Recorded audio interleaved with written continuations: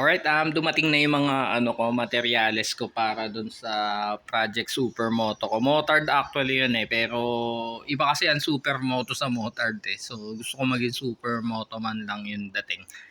Yan, tapos Kawasaki Ninja na may project din ako yan.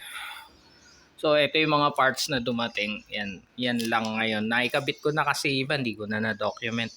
Ito yung Arashi na rear set. Mas aggressive yung leg position dito, medyo mas masakit sa binte tsaka sa likod. Siyempre ka-crouch na yung yung riding position mo.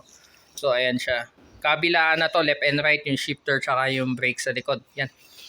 Then ito sa motard to, do sa Project Supermoto. Yan.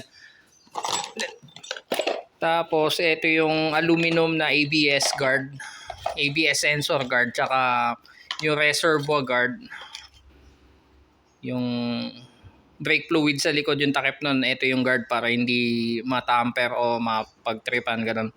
Yan, may harang. Tapos ito yung pinaka ABS sensor guard sa harap para iwas pag tamaan ng bato, ganun. Added design na rin, gunmetal. Gunmetal yan kasi yun nga yung Brembo na caliper din medyo gray din, so para tumerno yan. Then next is yung sprocket guard.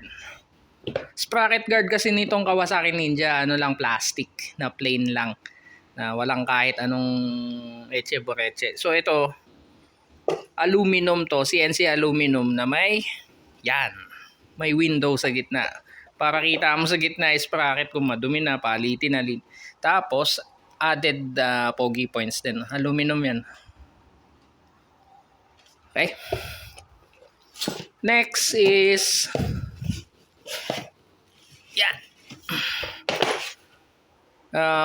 engine guard na aluminum din, anodized red. Yan. Ito yung sa Halfland to kasi nakakabit sa akin yung yung GB Racing na ABS plastic, ganito itsura nun, buo. Yan plastic. Plastic din, buo.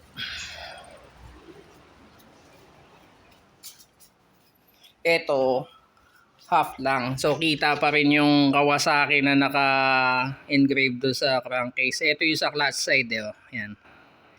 Then ito yung sa magneto side. Tapos ito yung sa radiator pump, yung impeller, yung naka dito, magkatabi halos yan Yan, pag ganyan yan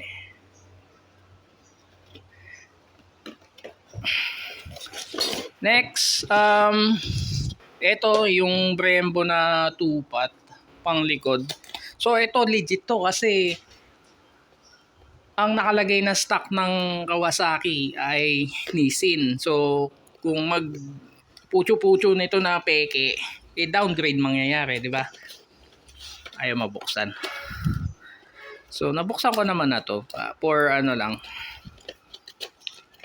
Yan. Ito yung manual niya, ang dami parang kinuwento yung buong history ng Brembo dito. Ilatag natin.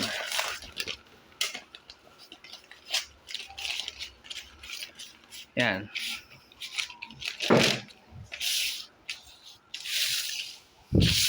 Yan yung manual niya. Talikuran. Andyan yung mga Dear Ate Charo, yan, mga nandyan yun. Tapos ito yung pinaka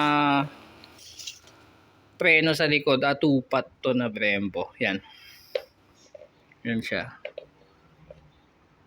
Tapos sinama ko na rin ng CNC na na banjo bolt para hindi kinakalawang. Tapos ito naman yung gagamitin sa harap. Siyempre, kailangan ng stopping power sa harap. 4-pot yan na Brembo, legit din. Yan sila.